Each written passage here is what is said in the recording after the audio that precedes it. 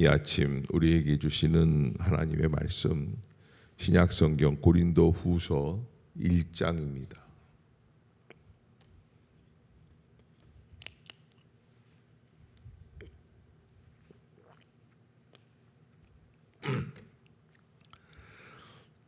한 절씩 교독합시다. 하나님의 뜻으로 말미암아 그리스도 예수의 사도된 바울과 형제 디모데는 고린도에 있는 하나님의 교회와 또 온 아가야에 있는 모든 성도에게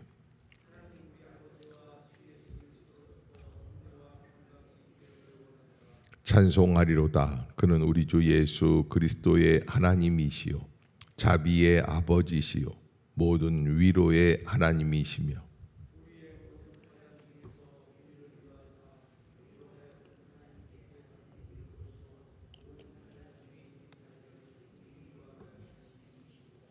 그리스도의 고난이 우리에게 넘친 것 같이 우리가 받는 위로도 그리스도로 말미암아 넘치는도다.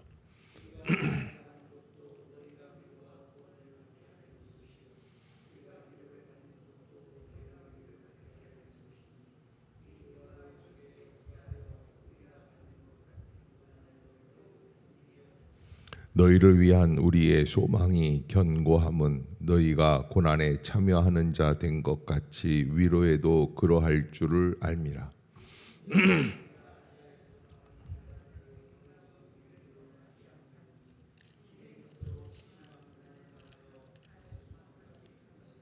우리는 우리 자신이 사형 선고를 받은 줄 알았으니 이는 우리로 자기를 의지하지 말고 오직 죽은 자를 다시 살리시는 하나님만 의지하게 하심이라.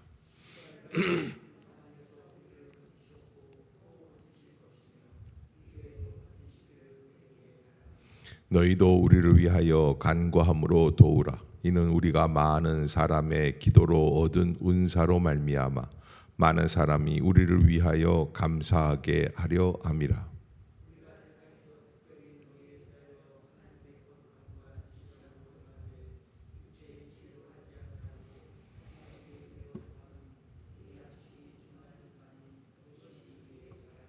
오직 너희가 읽고 아는 것 외에 우리가 다른 것을 쓰지 아니하노니 너희가 완전히 알기를 내가 바라는 것은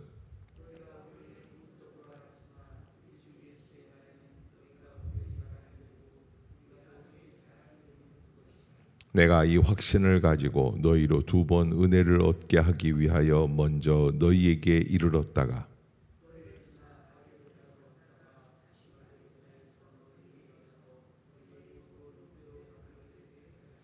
이렇게 계획할 때는 어찌 경솔히 하였으리요. 혹 계획하기를 육체를 따라 계획하여 예 하면서 아니라 하는 일이 내게 있겠느냐.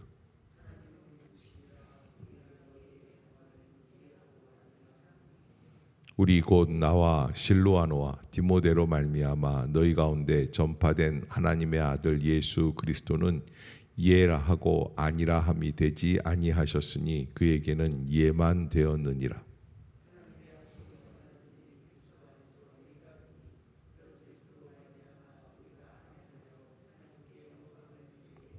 우리를 너희와 함께 그리스도 안에서 굳건하게 하시고 우리에게 기름을 부으신 이는 하나님이시니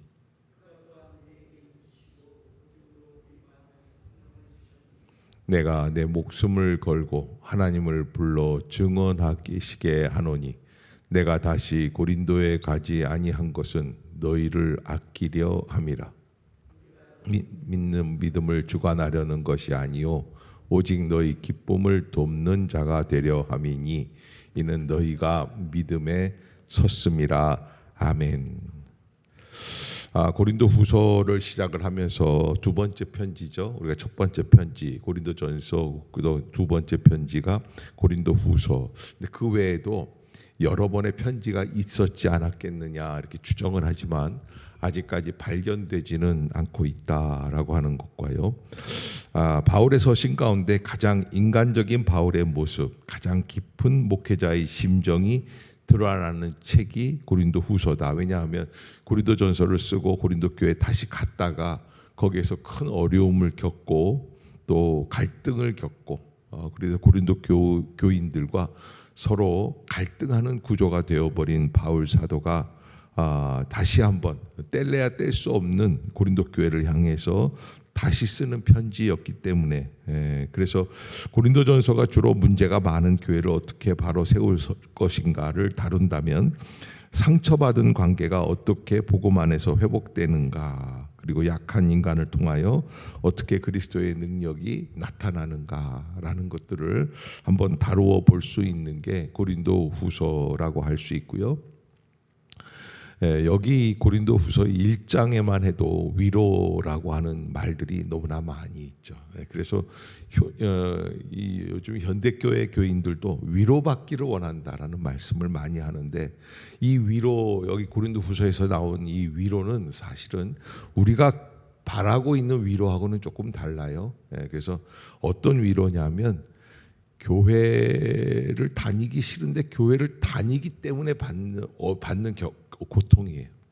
교회를 유지해야 되기 때문에 겪는 안타까움, 핍박과 환란이 있고 어두움의 세력들이 교회를 물리치려고 하고, 거기에서 받은 상처들이 많이 있는 거예요. 그러면서 바울은 오늘도 뭐라 그러냐면, 나도 너희를 위하여 고난 받는 것을 두려워하지 않는다라는 말까지 할 정도로 이런 이 고통과 고난들이 엮어서 있는, 그래서 우리가 복음을 포기하면 참 그야말로 편안하게 살 수 있을 것 같은데 이 고난을 어떻게 감당해야지 되느냐라고 하는 어려움 속에서 이 고린도후서의 내용들이 진행이 되고 있는 것이죠.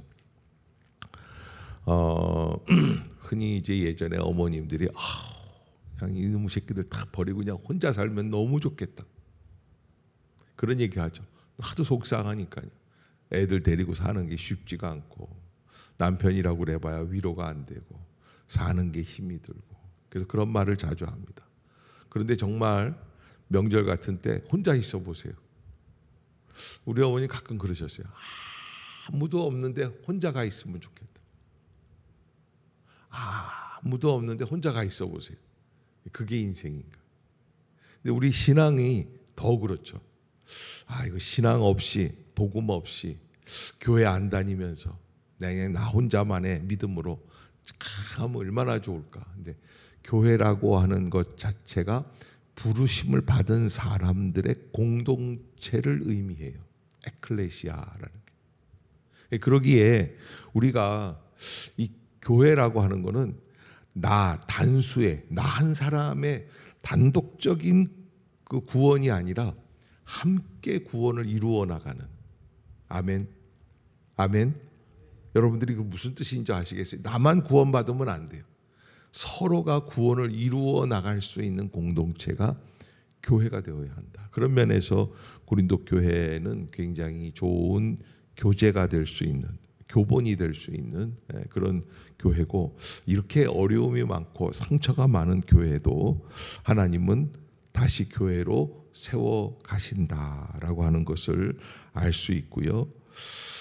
고린도는 당시 로마 제국의 아가야 지방이라는 것은 고린도, 그러니까 아테네 옆에 있는 쪽인데 서쪽이죠. 그런데 이제 그리스 쪽으로 전체로 보았을 때는 남부 지역을 의미합니다.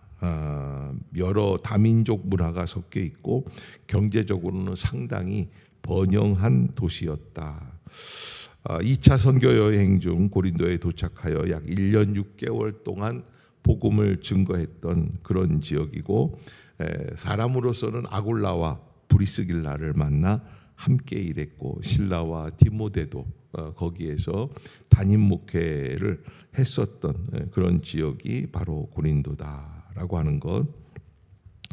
아무튼 그런 배경을 가지고 바울은 고린도 후서를 써 내려가고 있습니다. 세 부분으로 보면은 바울과 고린도 교회의 관계, 또 회복, 참된 복음의 사역, 1장부터 7장까지, 8장부터 9장까지는 예루살렘 교회를 위한 연보, 연보 문제가 고린도전서에도 계속되었지만 다시 한번 또 얘기가 되는 것이죠. 10장부터 13장까지 바울의 사도권의 변호에 대한 이야기들. 아직까지도 바울을 진정한 사도로 하면 안 된다라고 하는 사람들이 남아 있다는 거예요. 그래서 저는 고린도 후서를 전체적으로 이야기했을 때 약함 속에 드러나는 그리스도의 능력이다. 따라해 봅시다. 약함 속에 나타나는 그리스도의 능력. 아멘. 약함 가운데, 우리 인간의 연약함 가운데 있을 때에 하나님의, 예수님의 능력이 우리에게 더 강하게 나타나는 것이죠. 바울은 자기 자신이 강한 사람이다라는 것보다는 자신의 눈물, 고난, 두려움, 육체의 연약함까지 솔직하게 언급하면서 그러면서 하나님의 은혜 가운데 약함을 드러내는. 그래서 이제 고린도후서에 유명한 구절이 있는데 내 능력이 약한 데서 오히려 온전하여진다라는 이야기. 내 은혜가 내게 족하도다라는 것이 아주 유명한 말씀으로 나타나 있습니다. 아무튼 고린도후서 1장을 잠깐 보면은 하나님은 우리에게 위로의 하나님이시다라는 것. 아까도 말씀드린 것처럼 내가 먹고 살기 위해서 또 잘 살기 위해서 고생하는 것, 그런 의미가 아니라 복음을 감당하려고 애쓰는 삶. 그때 3절에 그렇게 돼 있죠. 한번 읽어봅시다. 시작. 찬송하리로다. 그는 우리 주 예수 그리스도의 하나님이시오, 자비의 아버지시오, 모든 위로의 하나님이시며. 그러니까 이 모든 환경은 누가 인도해 주시는 거예요? 하나님이 마침내 해결해 주셔야 할 것이다 라고 하는 바울의 아주 전적인 신앙 고백이라고 할 수 있습니다. 이 파라클레시스라고 하는 위로자, 위로의 하나님에는 슬픈 사람에게 괜찮다 말해주는 정도를 넘어서 격려하고 힘을 주고 다시 일어나게 하시는 하나님이시다. 그래서 파라클레토스라고 하는 성령, 보혜사 성령과 같은 어근을 담고 있다. 그러기에 우리로 하여금 하나님께 받는 위로로서 모든 환난 중에 있는 자들을 능히 위로하게 하시는 이시다. 4절로 이어지는 말씀을 우리에게 연결해 주고 있는 것이 바로 이 위로. 왜 우리를 위로해 주실까? 그것은 바로 우리로 하여금 모든 환난 중에 있는 자들을 위로하게 하시기 위해서. 세상에 많은 아픔 가운데 있는 사람들이 있습니다.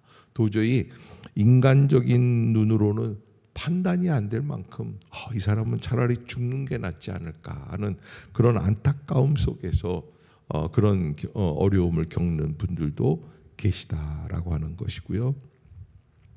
그래서 5절에 보면 그렇게 말씀을 하죠. 시작. 그리스도의 고난이 우리에게 넘친 것 같이 우리가 받는 위로도 그리스도로 말미암아 넘치는도다. 아멘. 그래서 예수님의 고난이 우리에게 넘친 것 같이 우리가 받는 위로도 예수 그리스도로 말미암아 가득하게 하신다. 고난을 받아본 자들, 고난을 짊어지는 자들, 고난도 상관없이 주의 복음을 감당하려고 할 때 그 은혜가 우리에게 임하게 된다라고 하는 것. 그러기에 하나님 앞에서 우리가 하나님의 그 고난을 잘 극복해 나갈 수 있는 은혜를 더하여 주시옵소서. 바울은 이런 것도 있어요. 대체적인 것, 대신하는 것. 그게 이제 바울이 고난을 당함으로써 고린도 교회가 좀 더 위로받는 교회가 될 수 있는 길은 없을까? 왜냐하면 예수 그리스도께서 우리의 고난을 위해 십자가에서 못 박히셨잖아요. 그런 것처럼 대신 받는 고난이 없는가? 6절에 보면 우리가 환난 당하는 것도 너희가 위로와 구원을 받게 하려는 것이요, 우리가 위로를 받는 것도 너희가 위로를 받게 하려는 것이니 이 위로가 너희 속에 역사하여 우리가 받는 것 같은 고난을 너희도 견디게 하느니라. 아멘. 이 말씀은 우리가 어려움을 겪을 때 나만 겪는 어려움이 아니라 다른 사람들도 함께 겪어나가고 있다라고 하는, 왜 바울이 기도하고 있거든요. 고린도 교회를 사랑하고 포기하지 않고 있는 것처럼 하나님은 우리에게 그러한 은혜를 열어주신다. 그래서 7절에 보면 너희를 위한 우리의 소망이 견고하다 그랬어요. 너희를 위한 우리의 소망, 흔들리지 않는다는 거예요. 고린도 교회 곧 하나님이 회복시켜 주실 줄로 믿습니다 라고 하는 것. 너희가 고난에 참여하는 자가 된 것 같이 위로해도 그러할 줄을 알미라. 성장해서 나중에는 더 많은 사람들을 위로할 수 있는 어려움들이 있게 될 것이다 라고 하는 것을 제가 알고 있는 어느 집사님 한 분이 모학교에 있을 때인데 젊은 날에, 지금 생각하면 너무 젊으셨죠. 40대 초반, 30대 후반, 그렇게 상냥하고 예쁘신데 그 단란한 가정이에요. 아빠는 학교 선생님이셨는데 갑자기 그냥 뇌출혈이 나오기 시작을 하는데, 이거 보통 뇌출혈이 아니라 수술하는 중에도 뇌가 터져요. 혈관이. 그만큼 이게 그냥 돌아가시기로 작정되신 분 같아요. 그렇게 해서 돌아가셨어요. 너무 이렇게 참 유복하고 아름답고 단란한 가정이었는데 그렇게 깨지기 시작을 하니까 너무 마음이 아프죠. 근데 그리고 2년 뒤에 전화가 왔어요. 신방 중에. 목사님 빨리 오세요. 그리고 내가 달려가니까 이제 어느 병원이라고 그러더라고요. 아이가 학교에서 달리기를 하는데 친구들이랑 장난을 치다가 배구 그 폴대 있잖아요. 거기에 이 가슴이 눌렸어요. 그래서 그 아이가 그냥 고3 때 죽었어요. 그러니까 엄마하고 딸이 살아남았는데 살아남은 사람도 왜 살지? 또 그런 아픔을 겪고 아빠가 먼저 돌아가시고 아들 아이가 또 그 다음에 아빠를 따라가고 너무 이해가 안 되고, 그래서 저도 정말 어떻게 위로할 길이 없고 그냥 맨날 위로한다고 하지만 위로가 안 되는 거예요. 그런데 한 10여 년 이렇게 지나가면서 제가 이제 여기 왔죠. 와서 저는 이제 제 나름대로 이제 우리 임마누엘 교회에서 목회하면서 이제 바쁘게 지내는데 어느 날 좀 보자고 그래서 가봤더니 교감 선생님이 되셨어요. 근데 교감 선생님이 되신 것보다도 여성 교감이 참 쉽지가 않은데 되셨어요. 그리고서는 이제 그 얘기를 하시는 거예요. 목사님, 제가 그렇게 아픔을 겪었는데 사실은 그 아픔이 왜 나한테 왔는지 전혀 모르는데 교감이 되면서 선생님들을 상담을 해드려야 되는데 이제까지 내가 만난 선생님들 중에 나보다 더 심한 아픔을 겪어본 사람은 없는 것 같더라고요. 그러니까 교감 선생님 저 이렇게 힘들어요, 이렇게 힘들어요 그런데 자기 얘기를 하면 다 저는 괜찮네요. 근데 교감 선생님은 어떻게 살아요? 그런데 그때 이제 얘기하는 거예요. 나는 예수님 때문에 버틴다. 그러니까 그 한마디에 많은 분들이 교회로 오시는 거예요. 그래서 교감 선생님이 당하신 그 아픔을 감당하게 하시는 예수님을 저도 좀 한번 겪어볼까요? 이게 신비예요. 고난이 그냥 단순히 고난으로 끝나면 그냥 아픔뿐이죠. 그런데 바울은 그 얘기를 하는 거예요. 내가 고난 당하는 거, 나는 내가 고난 당할 때마다 그렇게 기도한다는 거예요. 하나님, 내가 고난 당할 테니까 고린도 교회 안 아프게 해주세요. 또 자기에게 위로가 올 때는요, 하나님, 내가 받는 위로처럼 고린도 교회도 좀 위로를 받으면 안 될까? 이 얘기를 하고 있는 거예요. 그래서 이 예수 그리스도의 십자가의 은혜의 복음 안에서 고난도 위로도 우리가 생각하는 게 아니에요. 전혀 신비로운. 이거는 내 머릿속에서 그래, 목사님이 오늘 말씀에 고난받는 게 오히려 위로가 된다고 그랬으니까 지금 어려움이 있어도 나는 이렇게 나중에, 이 계산으로 안 돼요. 정말 계산이 안 되는데 나중에 보면 하나님이 이렇게 하려고 하시는구나 라는 것을 어렴풋이 깨닫는 거예요. 그러면서 점점 더 성숙해져 가고 깊어져 가죠. 하나님의 비밀을 알면 함부로 말할 수가 없어요.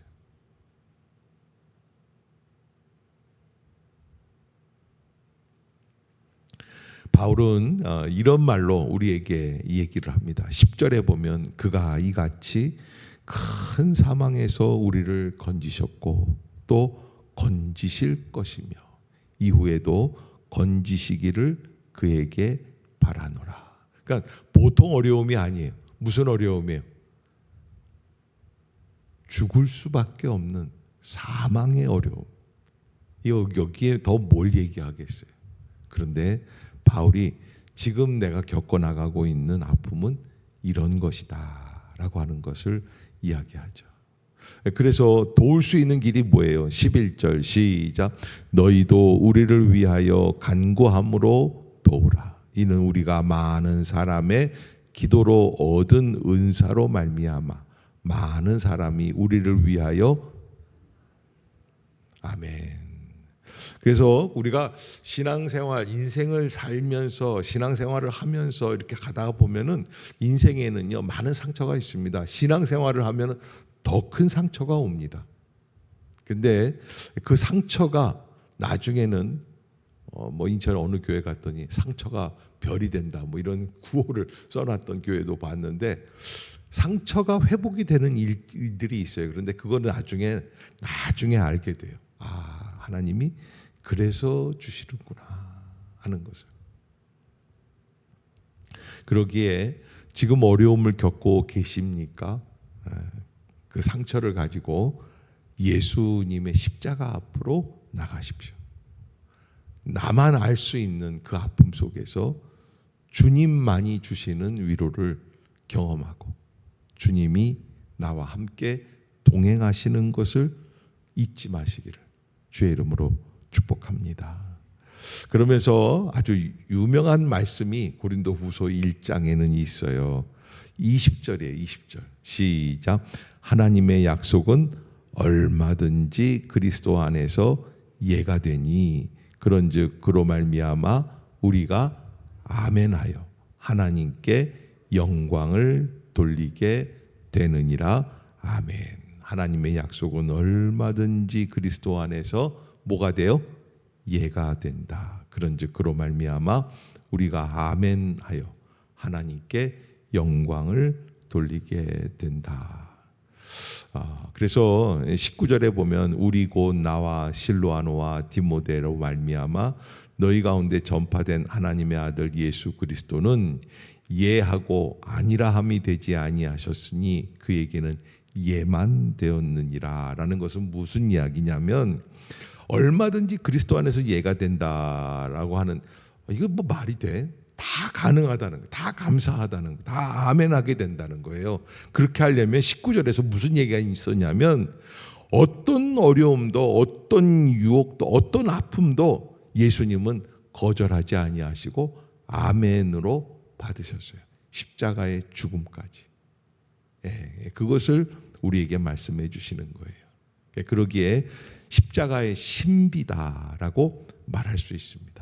성도 여러분, 오늘 이 본문에서 우리가 여러 가지 의미들을 발견할 수 있습니다. 그러나 분명히 상처도 다시 한번 우리의 인생에 빛나는 존재로 만들어 주시는 하나님, 그러기 위해서는 지금 받는 상처도 하나님 내가 아멘으로 받겠습니다.